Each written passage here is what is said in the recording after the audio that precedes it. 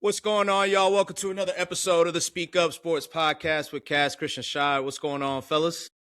Good, what's good? What's good? Welcome back from an elite wildcard weekend in the NFL. Obviously, it was coupled with some incredibly good games in college football as well. So just kind of the ultimate football weekend that concluded last night on Monday Night Football. And, we kind of got to start there because, the biggest news as incredible as the wild card weekend was, biggest news of the week is Mike Tomlin has officially stepped down as head coach for the Pittsburgh Steelers. Obviously, there's been a lot of changes over the past couple weeks. Obviously, the two longest tenured head coaches are now gone. Both in the AFC North. So how'd you guys feel? Obviously, there was something that we got, has been hinted out for some time, but how'd you guys feel about Mike Tomlin stepping down? I mean, when you think about it, it's in retrospect, it is tough to see that.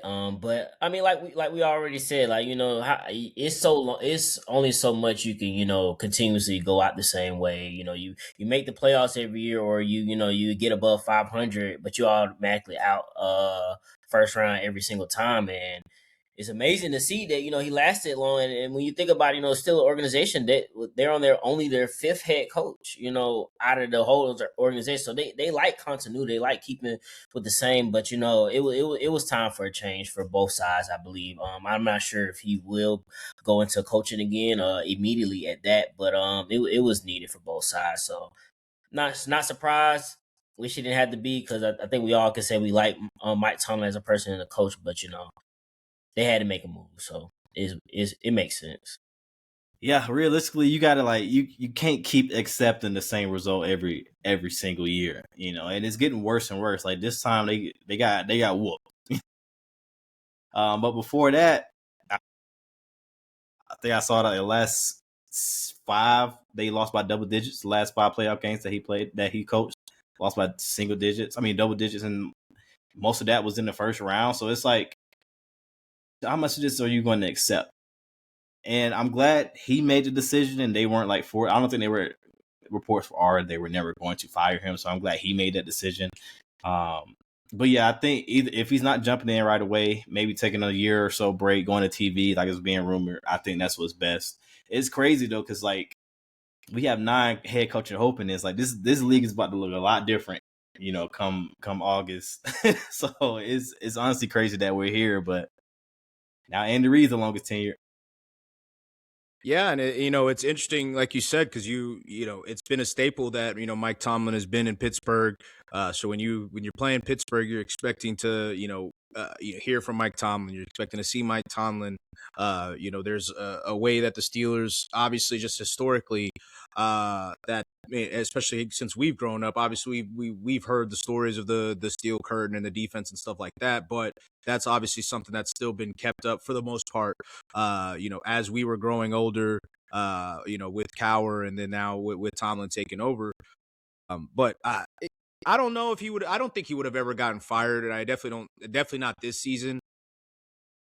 But there was going to have to be a point in time where they really had to go for broke, and in terms of obviously they were always going to be, given the fact that they never had a losing season, he never had a losing season. They were always going to be in a position where they were going to have to trade up, most likely to get the guy that they want at quarterback, and ultimately, as good as some of the guys that he's brought in has been, as good as Aaron Rodgers has, I'm sure Aaron Rodgers has been better than a lot of people thought he was going to be this season. It still ultimately, wasn't good enough. Probably played the worst matchup possible for them in the first round. Very tough. So it gives them a good. I don't think Mike Tomlin would have gotten fired, but I do think that it now gives the Steelers a proper, hey, we can actually do a real rebuild, like not a retool, but a real rebuild, and they can get some good, depending on how they choose to move forward. I imagine with Mike Tomlin with Mike Tomlin stepping away, that means another guy from there is probably going to retire. We'll probably get that news here soon. And so, depending on how they move forward from that with, TJ Watt, Obviously, how his season ended, he did end up having the opportunity to come back, but just how that weird situation at the end, he's still in a position. Obviously, last year during the offseason, we were talking about him possibly getting traded with all the contract talks. What does that look like this year? This next year? Obviously, Cam Hayward put up another stellar season. He probably wants to retire a Steeler. Same thing with TJ Watt. But like, these are things that I don't know if you really get much for Cam Hayward, but I definitely think that you could still get something for TJ. And then you got to look at the rest of the, these older guys like Jalen Ramsey, obviously. I think Joey Porter has kind of solidified himself. He's not an older guy, but, we'll see what they do with some of the acquisitions that they had as well, like Kyle Duggar. So it's going to be a lot of changes for the Steelers, even to the point of trading for DK. It kind of looks back and it's like, is how great is that move there? Shout out Mike Tomlin. First and foremost, I just went through, I guess not first and foremost, I just went through a whole spiel, but shout out Mike Tomlin for a great career in Pittsburgh as well. And looking forward to see what he does next. Cause I think he should step away. There's definitely some shortcomings outside of not getting the quarterback. It's not like he's necessarily nailed his coordinator hires either. And Arthur Smith did, an okay job, but I'm sure they could have probably been a little bit better. So, and the defense obviously had some slippage, which we talked about all season, basically. So, shout out Mike Tomlin. Shout out Mike Tomlin. Shout out Mike Tomlin. So, it's going to be interesting to see. Obviously, there's going to be a lot of conversations in terms of people. There's going to be a lot of cap, guys. So, Mike Tomlin stepped away. So, Steelers still have his rights. So, when you start hearing all these other teams right now, are very interested in Mike Tomlin, you probably got to keep a little side eye to whoever's reporting that, depending on what information that they include with that.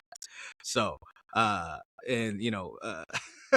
speaking of some information, we did get some information that Adam Schefter came out with some more BS about the John Harbaugh stuff, saying that people were crying in his locker room. I don't know if you guys saw the other ESPN article that came today, but they 100% said that didn't happen. So said they found out by social media and friends and friends.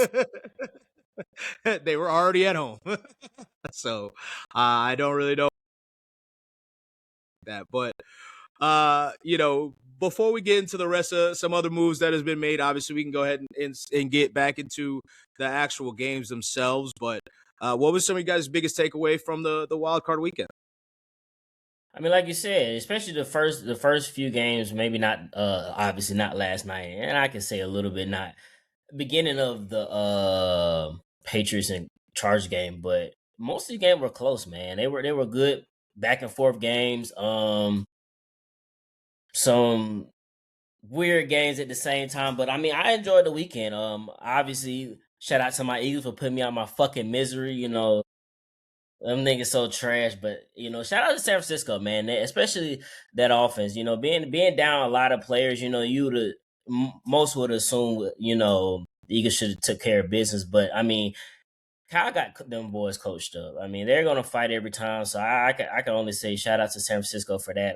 Shout out to the Panthers, because I did put Dave on my hot seat, and they actually came to play. They didn't look overwhelmed. That game was within the bounds. Like I said, the first few games of the weekend were awesome in my opinion. So that's my biggest takeaway of the weekend. Yeah. Sad news about George Kittle moving forward. Of course, tore his Achilles, going to have surgery here soon. Like when that happened, I can't remember exactly if it was the second quarter or third quarter. It was a lot of game left when that happened, and it could have went either way. And San Francisco kept on churning, and it's like that's what they've been all season. It's honestly remarkable what they're doing now. We'll see how it is going forward. They have a very tough matchup next week, so we'll see how that ends up unfolding. Philly was my only pick that I got wrong. I really thought they would come and I guess right the ship, right the wrongs of their offense all season. And you kind of saw a little bit of the same story. This one had a lot of drops by AJ, and I don't know, we're going to talk about that whole AJ shit. But yeah, it was very disappointing from the Eagles, especially being, the higher seed in that game. But like you said, the Panthers showed showed heart for sure. Bears found a way, like they do, like they have been doing all season. But just truly disappointing effort from the Chargers, just overall, especially the Chargers offense. Of course, we saw the news today that they have relieved Greg Roman of his duties. They didn't waste any time with that. So we saw how bad the offense looked last night. Putting up 3 points against the Patriots was pathetic. It was just pathetic effort. And you can't blame it all on the O-line. The O-line was terrible. But the whole scheme, the whole game plan was just piss poor. So that was the biggest thing that stood out to me. Like, even the Patriots, like, they didn't play that awesome, especially their offense. But the Chargers just played so bad. They could not do anything that it was a little ugly. It was a little ugly. So yeah, and Greg Roman had people trying to say that obviously there's going to be a lot of conversation still about Justin Herbert.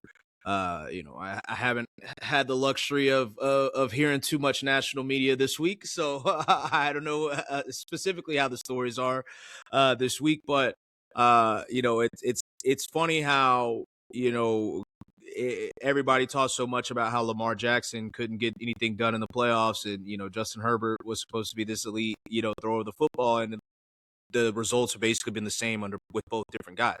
Of course, people were saying Lamar couldn't throw. Now everybody's saying Justin Herbert could throw, and it's literally the exact same results. So I don't know ultimately why Jim Harbaugh went with Greg Roman again. yeah. When he hired him, I think everybody kind of had questions about it when he did it. There was a lot of people that were like, yeah, it'll help their offense like find a little bit more balance maybe, which the start of last year it did, but this year it wasn't. Obviously, a lot of that had to do with a lot of the injuries on the all-line and the running backs. But I do think that it's probably time to get Justin Herbert or a legit offensive coordinator that can, and we can really start having further conversations about him. And not to put it all on Greg Roman, because on the replay on the All-22, Justin Herbert did not play well just in general. He didn't. He was seeing ghosts, which could be a in part because of the O-line. It's sad that their season did end essentially on a 3-man rush that they got immediate pressure on it. So the O-line was also bad, but they definitely have to get that figured out before Jim Harbaugh ends up flaming out there. And this was a sentiment that some people said on socials, but shout out Colin Kaepernick, because he what we seen from this Greg Roman offense in the playoffs over the past few seasons with Justin Herbert and obviously Lamar Jackson has not been good, and Colin Kaepernick had the boys in the Super Bowl. So random Colin Kaepernick, yeah, Colin Kaepernick had that thing looking crazy. That's different, man. Maybe we need to reevaluate how we view Colin Kaepernick. But getting into the rest of the games, obviously some of the things are like things that we expected. I think the Bears, we kind of expected that if they were going to win, it was going to be on some dumb shit, exactly just like how that. it was. And Caleb Williams, another excellent game by Jordan Love that has just gone to waste in like not even being talked about, at all, really. And you kind of got overshadowed by a team that has basically not led a single minute against you. Their offense has not been on. They have not had a single play. They have not run a single offensive play where they led against the Packers, and they're 2-1 against the Packers. Crazy, which is insane. So, I was very surprised, and we can kind of merge this. I was very surprised that the Packers ended up bringing back Matt LaFleur. I won't say I was very surprised, but I do think that if there was any hesitation from them to watch that game unfold the way that it did, especially against their biggest rivals, I don't know how you don't at least take a little bit of a beat to be like, all right, let's maybe evaluate things. But next year is going to be very interesting for them, because they basically capped out. We talked about it with our hot seats, but they basically capped out at wins and not necessarily had these elite, regular seasons. So what does things look like for them moving forward for the Packers? And, with Micah Parsons, you never know how, Micah Parsons is a freak of nature, but you just never know with injuries how people come back. You never know how the injuries not only affect him in terms of his play, but affect other injuries possibly happening. Daniel Jones is a really good example. Is a guy that tore his ACL. Obviously, he had a fractured fibula this year, and he tore his ACL in the past, had a fractured fibula this year, and then ultimately tears his Achilles. Not to say that we know for sure, but I mean, you'd have to think like something he might have been overcompensating, and it ended up happening. Same thing with George Kittle. Has been a guy that's been in and out with injuries all season, and ultimately, just has an unfortunate plant. So, it just gets it. It's very interesting what the Packers will do. Very interesting what the Packers will do moving forward. Same thing with the Panthers. Obviously, I said, it was a very scorching hot take. That if they got blown out in that game, then we should probably be looking at an opening in Carolina. I still really don't know how what do you really come out of that game with? Are you that encouraged? Was kind of the worst case situation that had to happen. Are you I don't know. I still don't know because you still don't know about Bryce. You really don't. Like because a game like that, it really could. A real conclusion that you could come from is Bryce is really holding this team together to some extent. Whether not to say that he's a great player or not, but like he's kind of holding because what else is going on over there? Like. But it does seem like they have figured it out in terms of like they've got two guys at the receiver position that they can rely on. Kadoosh, I don't know what's up with him, but it might be time for Xavier Legette. It might just be time to part ways. That you always run the risk of bringing a guy that is born and raised in the area.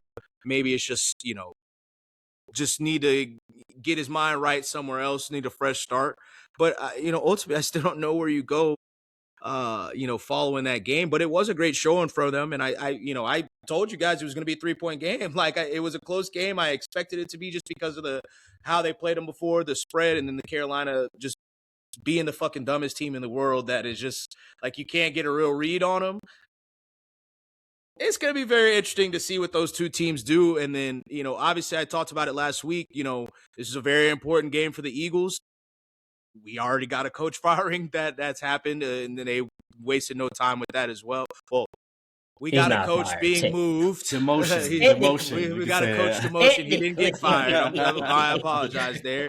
But it does, AJ really kind of like shitted on everything that I said about him preseason about being a leader, being all this. He's kind of shitted on it, and we'll obviously find out a little bit more. I'm sure at some point about what was going on or what is going on, if he eventually gets moved or what. But it's just not a good look, especially like in the biggest game of the season. After you've had all these complaints for basically 2 seasons. You pretty much not pretty much you go in and lay an egg when the team really could have used your production, and the Jalen Hurts part of it will it's going to be a big part of it for next year. I mean, he is on the hottest of hot seats going into the next season, but AJ Brown, like I don't know, man, like that guy, it's so weird because I really like AJ, but like some of the shit is just like, bro. Like if you're in the locker room, it's got to be draining. If you're a fan, it's got to be draining. For him, it's got to be draining. So like, what exactly are you doing? Like, I don't know. I don't know. I'm just always of the opinion that players every day they're interviewed. Well, every practice just about they're interviewed. After every game they're interviewed. This shit's coming. You should have like a pretty general idea of how to navigate some of these things. And I understand emotions sometimes get involved and stuff like that, and it makes it tough. But it's just so hard, especially for AJ, for a guy that's been under so much scrutiny all season, to kind of give him the benefit of the doubt, just given he knew it was coming. You know what's coming with this. You knew the moment that you dropped the pass going over the middle, you knew what was coming with it, especially if your team lose. If you win, you knew what was coming with it. So like, it's I don't know what they're gonna do with AJ Brown, but like I don't even know if another team, like if I'm another team, I get it, like he's still AJ Brown, but like, is it worth it? You gotta really truly ask yourself that, honestly, if you're another team. Which is sad because you shouldn't have to ask that kind of question with that type of talent. But it just makes for a lot of questions. Eagles aside, it's time for the world to give Brock Purdy his respects because that was the Eagles very well. We all, I mean, maybe not. I don't know about Cass, but I know me and Chris have said it before. Like they could win just off the defense alone, just because they've been beating teams with this poo ass offense, and the defense is still choking niggas out. Like they could have won with the defense alone, and Brock Purdy, even with 2 interceptions, still went in there. I think they had the highest success rate a team has had against a Vic Fangio defense while he's been in Philadelphia. Like, I mean, it was an excellent performance by Quinyon Mitchell after getting cooked in the first half. But hey, he definitely got cooked. He definitely got his get back on that. I think that's really, I think I'm really mad about the fact that we lost because I'm like, damn, niggas ain't gonna talk about what he just did. But if y'all would have won that with him getting those 2 like that, how he did it. But like you said, Sean, I mean, the AJ thing is the most probably frustrating thing that we dealt with all season because fans actually really like him as a player because obviously he was dominant, but then it's like you come out and you make the statement while they were winning, and that's where the argument comes in: production versus winning. And then we relied on you, and this is not the second time. This is not the first time he did it this year. Like he dropped a surefire touchdown when we played the Chargers that could have won the game. You dropping passes, and it's like, and then like you said, I think you would be accepting even more. Like if you came in like, yeah, I fucked up. I messed up. I had the play to make. I didn't make the play, and then you just say, "Nah, I don't want to talk to nobody." And you do it, and it's not the first time you did. I don't want to talk. Can't have that with the money you making. You can't have that. You got to face the music. It's just a bad look, man. Because I mean, if the Eagles decide to get rid of you? Based on how you acted, what's not to put you That's in... the last taste, yeah. What's not to just put you in some jail cell, some down somewhere, like just for you to die? Like, what's to keep them not from doing that after... Shit, send him back to Tennessee? I mean, he did not want to leave Tennessee. That is a fact. He loved Tennessee. Send him he back did to not Tennessee. want to leave there. Fuck it. They could use a receiver. He's obviously been there before. I don't know. I think the person that wanted him out is obviously out. I don't know about ownership. If ownership was at odds with him or what, but maybe that's a fit. You get a second round pick out of it. Might be. Maybe not. Maybe in their position, maybe they'll do like a third and 2/3 or something. But just because it's going to be a high second round pick. But yeah, and he's got, people have been saying that knee of his is cooked. I don't know if that's true or not. He did come up limping on one of those plays downfield where it seemed like he tweaked his knee. Maybe that's just something that he's always going to be dealing with. I don't know, but AJ, man, come on, bro, don't do that. Don't do that. Don't go out don't do that, bro. Like, don't do all that, bro. But back to hot seats. Obviously, we had a couple other coach firings or being let go. We obviously mentioned Greg Roman.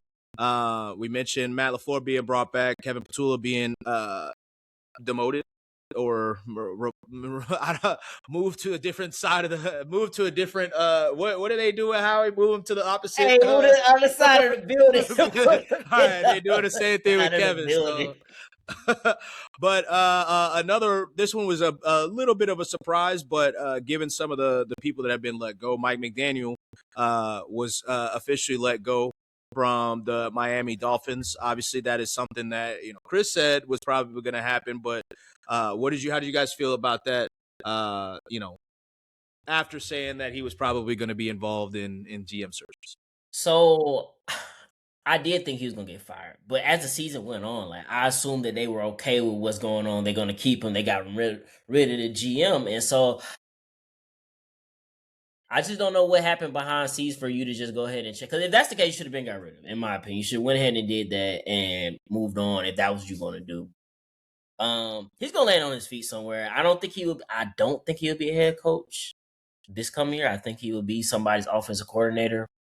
whoever need one. But I don't It's a think lot he's of ready. openings. It's a lot of openings. So I think he will be somebody offensive coordinator this year. Yeah, I'm glad he out there. He got to get out of there, man. I just don't see how he would have been successful even if he was able to help handpick a GM for next year. You got a lot of roster issues that you got to work through. I just don't see it would have got any better for him next year. So it was probably a good thing for him to be able to go somewhere else. Yeah, I think they did it with a plan in mind. We'll kind of see what comes to fruition over these next. It's gonna be a busy next couple of weeks for this whole coach. I mean, like we got 9 head coaching openings. Almost half the league needs an offensive coordinator now. Like that's honestly crazy, So he will land on his feet, for sure. But I think they should have did it from the jump, clean slate. Just wipe it clean. You already got rid of the GM. Like, let's not even play around because you had him making statements and stuff that he's a part of the GM, like a part of the GM search and all that. Like, why even go through all that? And then boom, like the next day or 2 days afterwards, you fire him. So it looks like, well, what the fuck is going on there? You should have did it from the jump. But maybe you were holding on to something. It is tough to get rid of what you feel is a young, bright offensive mind. So I know that's kind of what played into it as an owner there. But they made the decision to get rid of him. They brought on John Eric Sullivan from the Packers. And we'll kind of see what kind of direction they want to go from there. But Mike McDaniel, I don't foresee him getting a head coaching job.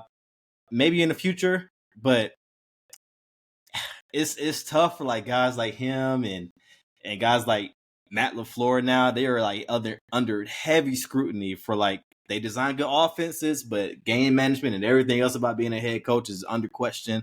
And how do you build that back up? How do you build that equity?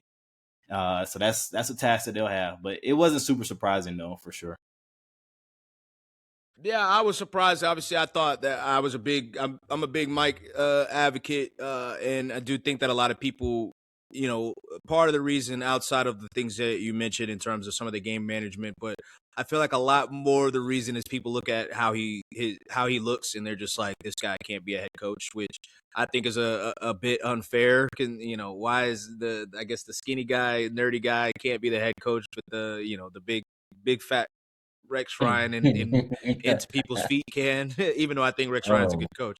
But, I don't know. I think Mike McDaniel will definitely land on his feet. I don't know if he'll get a head coaching job this cycle. Obviously, it would depend. If I was, I would only, if I'm Mike McDaniel, if I'm going for a head coaching role, I'm only going for Baltimore. Wherever there's a really Baltimore, or I'm trying to go to the Chargers to go with Justin Herbert, or maybe with the Eagles just with the weapons that they've gotten there. But I don't, in terms of offensive coordinators for those last two positions, but obviously head coach for the Baltimore. Ravens, and maybe the Steelers. I mean, I think the Steelers instantly become top 2 job with the Ravens just because of the stability there, and you're gonna have time and the organization, the history, everything there. But yeah, it was definitely a little weird, especially considering that people have the rumor was like if John Harbaugh became available, which is maybe why they let him go. Everybody knows how I feel about John Harbaugh and his stature right now. Obviously, like I said, he's a good coach, but right now, I don't know. But it's gonna be interesting to see where Mike McDaniel does go. I do think that he can rehabilitate himself pretty quickly, depending on where he gets on. Just considering the fact that if he goes to a place like Baltimore, not as a head coach but an offensive coordinator, or the Chargers or the Eagles or something like that, Detroit Eagles have a good season after having the season that they had this year. He's gonna immediately become a head coach candidate. Mm-hmm. Same thing with Baltimore. Definitely the same thing with the Chargers, without question. And then Detroit obviously as well. So it's interesting. It's still there's still been a little bit talks about maybe there will be other openings. We still have to see what happens with Buffalo. We didn't really talk about that game, but we'll have to see what happens with Buffalo just in terms of, they got their first win against a really good team in the wild card, and away game got their first away road playoff win. But everything changes if you lose to Bo Nix in the Denver Broncos, even though it's the number one seed, the formidable team.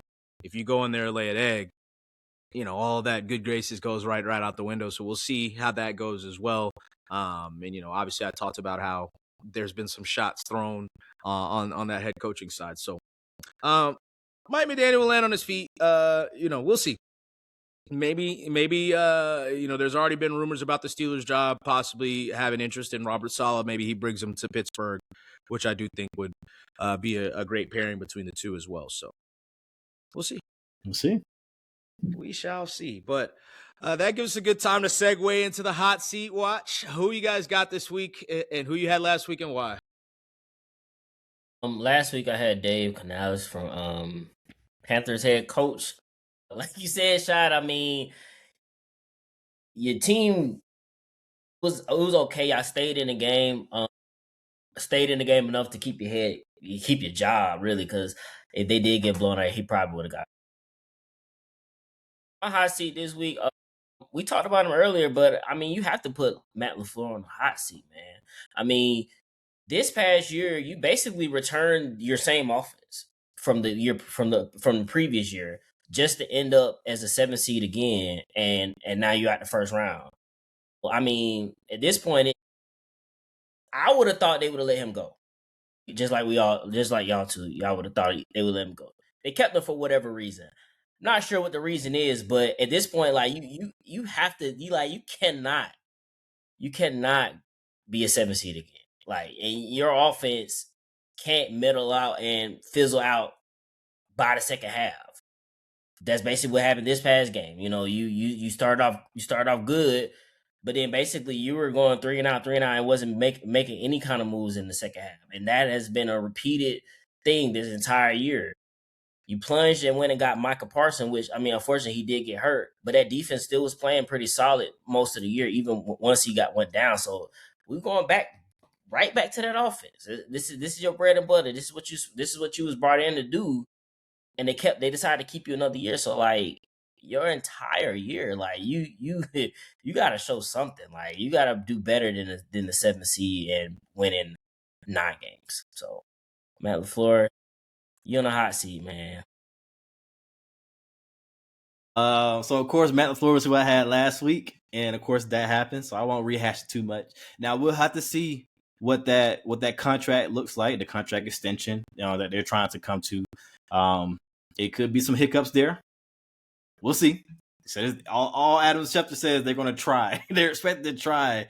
So that could mean anything, because I remember they were supposed to try with Mike McCarthy last year, and then time kept tick, and then boom. I mean, it was too late. But I also had the Chargers on my hot seat, kind of carrying over from the end of the regular season, and of course you come out like that. Not really surprising to me. This is damn shame, but we've seen them make a move. We'll see who they bring in there, like Shaw says, offensive coordinator, to kind of right that ship. But this week, it's finally time. It's finally time for Bo Nix and the Denver Broncos to be on that hot seat. You got a home playoff game against the team that beat you down. That beat you down just last year. So how are you going to act this time? How much of that bad taste do you still have in your mouth? Because a lot of the team is the same that played in the playoffs last year. So what are we going to do, Bo Nix? Are you going to rise up to the occasion? Or are you going to have to kind of and it shouldn't be how you got most of your wins this season, where you play like trash or mid most of the game, and in the fourth quarter you kind of turn it on. Like you need to have a good game. Like a win is a win, I get it, but you need to have a good solid game throughout. That's what you really need to see from this quarterback and this team in this offense overall. So I got Bo Nix. I want to see exactly what he does. It's a Saturday game. I think it's the first game that we have. Yeah, first game that we see. How you gonna act? Yeah, it's gonna be interesting to see what they do, and I do think that it'll be a really good game. Buffalo, and we'll get into it in a little bit, but Buffalo is definitely hurting in the receiver front, which just makes it even more funny, like how they were just acting like they they shouldn't be questioned on how they've been going about getting receivers in the offseason. And now, you're walking into the biggest game of your season with 3 receivers, and one of them is one of the receivers is a guy that you acquired like 3 weeks ago. So he making plays though. I will say that. He is. And it's a positive, but it's also a shame that he's making plays in a sense. That's a good point, yeah. Because you shouldn't be having to rely so heavily on him at this point. But that's neither here nor there. Obviously, they should probably be on my hot seat, but I've already I've talked about the Buffalo Bills front office and coaching staff enough. But last week I also was on the Packers side of things, so a lot of Packers hot seats over the past 2 weeks. I had Jordan Love, and Jordan Love was absolutely excellent. Should have had a 5th touchdown. Excellent 5th touchdown to be the sealer. He had an MVP caliber season that just I don't know what the fuck they just kept effing it up, and then yeah. But we'll see what they do next year. It's going to be very interesting to see what they do with Dobbs. Because he's a free agent. They really should not re-sign him, but me and Chris talked about it, but he's definitely seems to be Jordan Love's favorite target and has been that since the day he's walked in. So that'll be very interesting. But this week I have Trevor Lawrence and James Gladstone on my hot seat. Obviously a very tough loss for them. In a game in which Trevor had 2 go-ahead touchdowns in the 4th quarter, but that shouldn't allow you to forget about how the rest of the game went and how bad he was for most of the game. He's the reason that I have him on my hot seat is because next year, this was I won't say for sure, but this could have possibly been their best chance at a real run, being a 13-4 team. After the Colts had such a great start and they fizzled out, the Texans had a bad start and, they got hot, but their start was bad enough that, you were still able to win a division. The Texans aren't going anywhere. We'll see what Indianapolis does, but Cam Ward is coming as well. So Trevor Lawrence, the reason that you're on my hot seat, is this a flash in the pan like it was last year? And am I going to be right again? Like I was. Well, let me not say right again, because I'm not saying now that I think that he's going to be bad. But I was probably the only person in the world that was like, that little stretch he had a few years ago was okay. And, this year it was truly excellent.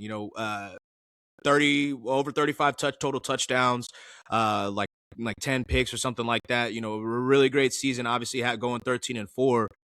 Losing in the wild card game at home, even though it was against Josh Allen, against a team that none of us really think is that good, top to bottom. A lot of the reason that you guys lost was because they kept putting the ball in your hands instead of just running the ball.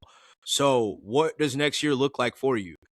There's going to be some type of change, and this is where the James Gladstone comes into it. There's going to be some type of change within that receiver room, and Brian Thomas Jr. is going to be a very, very prominent name in trade chatter this offseason. We'll see if he ultimately gets traded. But now here's where we're at with James Gladstone. James Gladstone, you have kind of skated on a little bit of criticism because you made an excellent trade that kind of stabilized things with getting Jacoby Myers.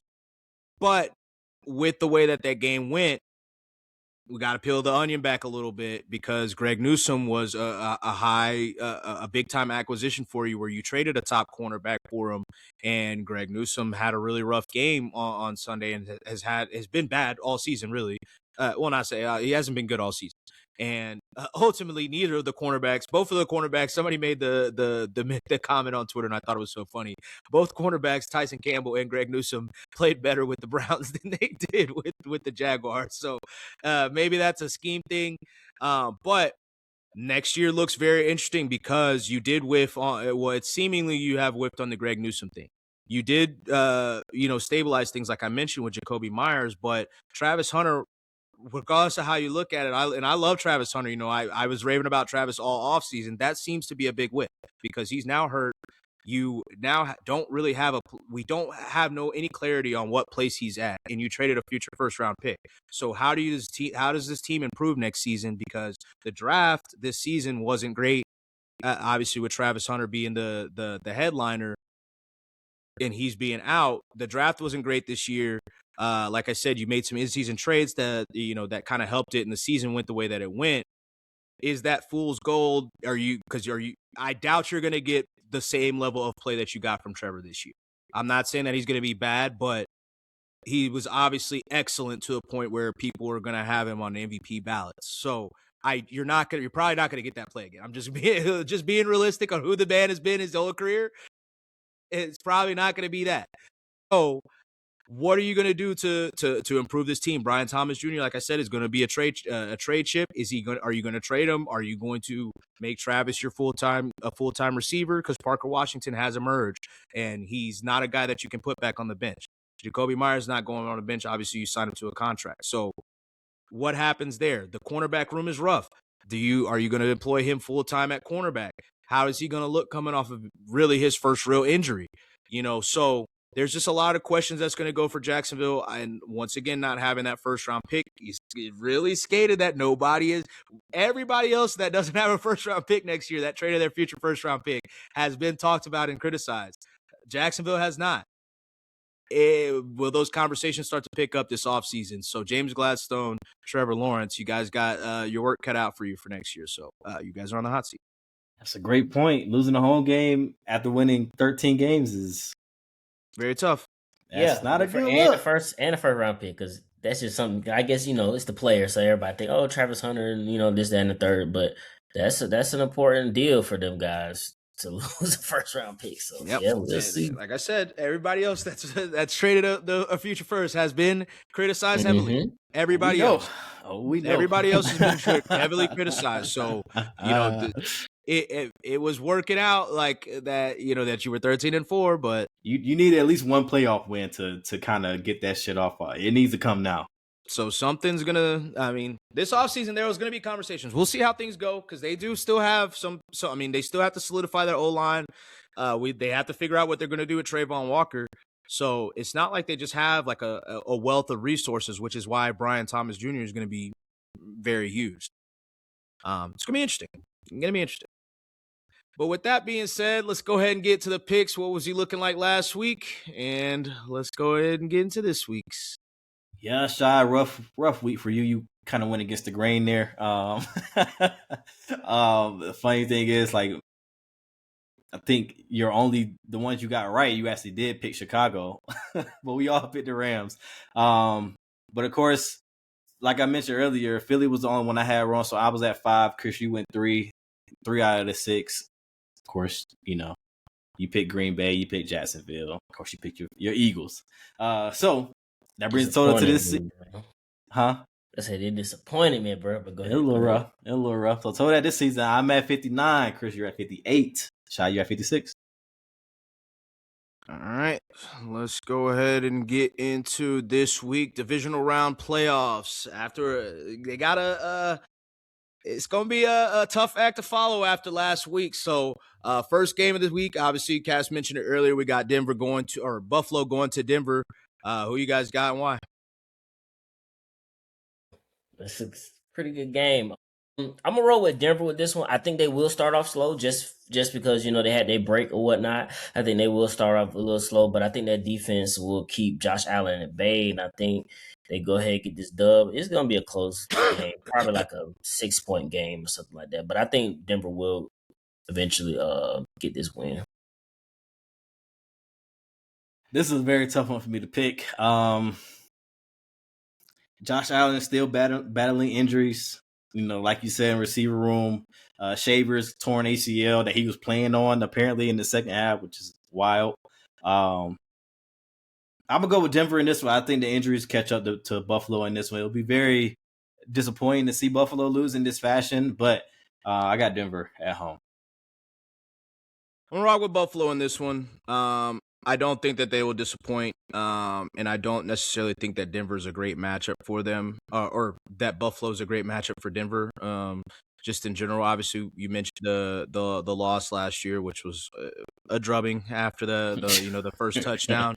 I think that we could see something similar, maybe not to the extent of a blowout, but where Buffalo just kind of controls the game the entire time. So I'm gonna ride with Buffalo in this one. But we'll see. It'll be maybe we get Bo Nix in the championship. We shall see. But getting into the next game, San Fran obviously coming off of a big win in Philadelphia and has Seattle waiting on them. Obviously having the bye last week. So who you guys got this week and why? Another matchup where this will be their third time, seeing each other with Seahawks and 49ers. The last matchup, obviously, it was more of a defensive effort. It was a 13-3 game. So I don't expect Kyle Shanahan offense to be held to 3 points again. But I think Seattle win this game. I mean, San Francisco, they did what they had to do last week, but they are injured. They are very much injured. And with the also losing to George Kittle, I think that is just too much to overcome for them. So I'm gonna roll with Seahawks with this one. I'm gonna rock with San Fran in this one. Like you said, like they are injured. It's one of those things with Seattle. I just gotta see it. I gotta see it to believe it, and we'll see how they are coming out that bye. They've been better on the road than at home this season. We'll see if they can get that home field advantage kicked up. Some of them is saying go San Francisco, so I got San Fran on it. I'm also going with the Seahawks in this one. Much like last time, I just don't think that they're going to be they're going to have enough offense. And with George Kittle going down, I mean, it just makes it even harder. And I think they got their masterclass that they got last week against Philly and Seattle, just waiting, licking their chops. And I think Sam Darnold, he's kind of conquered those demons in a sense, because obviously, the Rams game where, he seemingly looked like he was about to implode, and he kept fighting back and then ultimately got the dub in overtime. And then the 49ers game was a game that, especially given it was a low scoring game, but Sam Darnold was really excellent in the game from start to finish. And so I just think that he's ready for his time, and he gets his first playoff wins. Rocking with Seattle in this one. And I'm excited. That's going to be a good one, though. I don't think that the games will be ultimately as good as they were last week. I don't think we'll get a bunch of close games. I feel like we'll probably get a lot of slow defensive games, if anything. But we'll see. But getting into the Sunday games, we got Houston coming off of an ugly win, but a dominant win, going to New England coming off of an ugly win, but kind of a dominant win as well. So who you guys got this weekend? Yeah, like you said, Shah, this is going to be straight up defensive weekend. Two good defenses are going against each other. I'm gonna rock with the Texans on this one. I think their defense will continue to make these plays out here, and I think they will make they'll get a costly. Well, Patriots will make a costly turnover, and Texans are able to take advantage of that. So I'm gonna rock with Texans. I'm gonna rock with Houston as well. That defense is something else.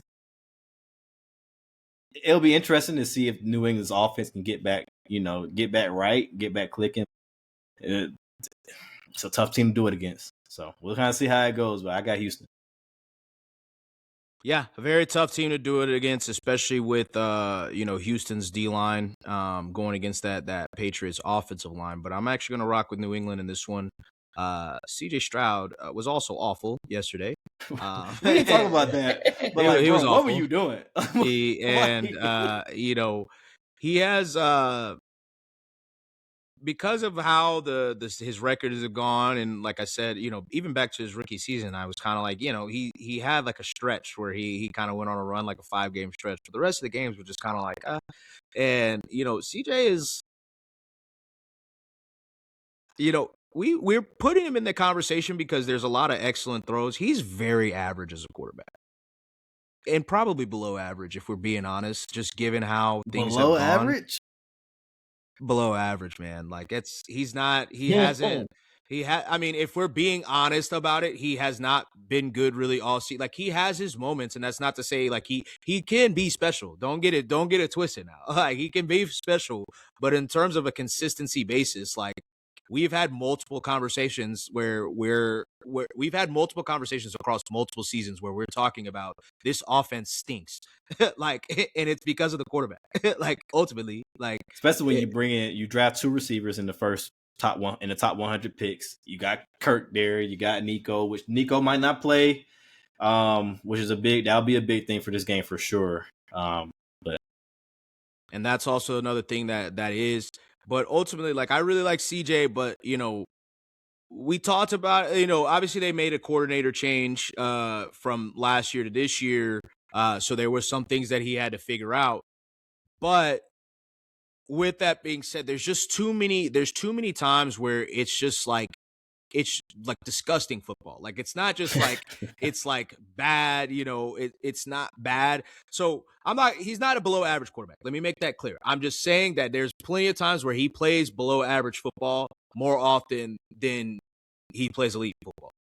So I'm sticking with average, but there's a lot of like, if we start doing the rankings of quarterbacks, I think you would start to be like, like he starts getting to that 15 range, 16 range, and you're like, okay, like it might look like it's a little below average, but I do think that, like I said, I just don't think that whatever they've got going on with that offense is just not right. It hasn't been right all season. They've had started with Joe Mixon, and just mysterious injury, and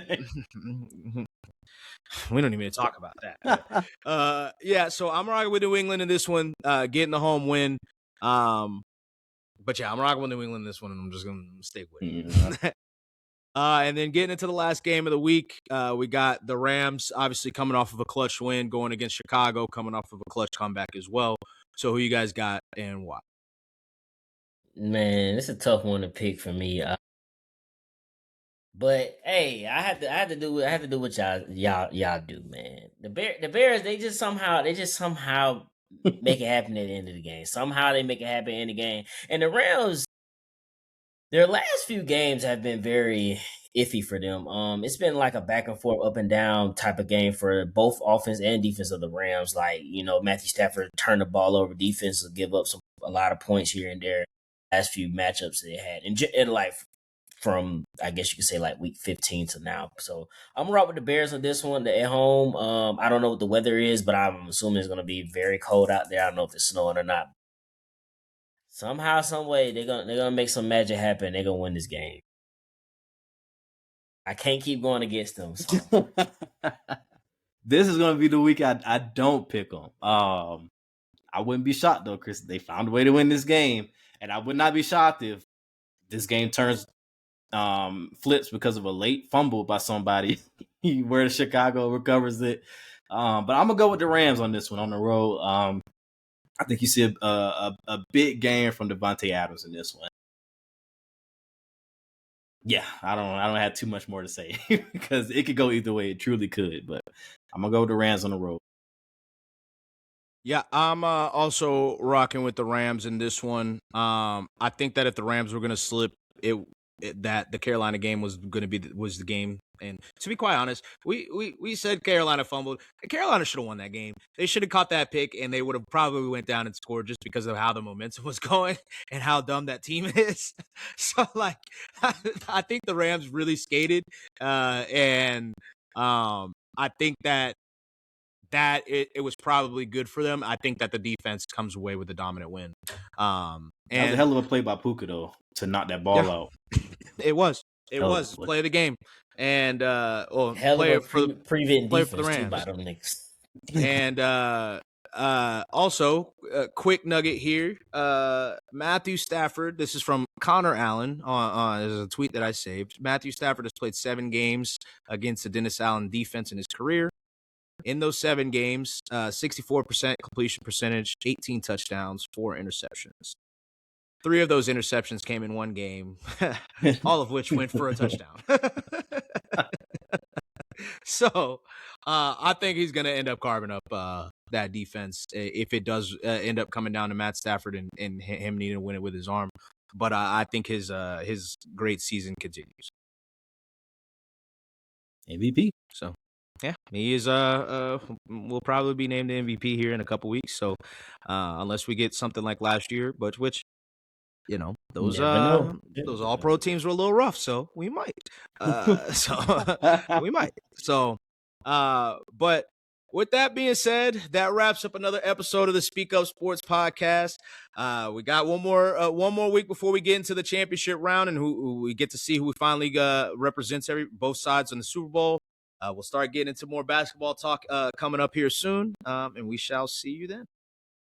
Yes, sir.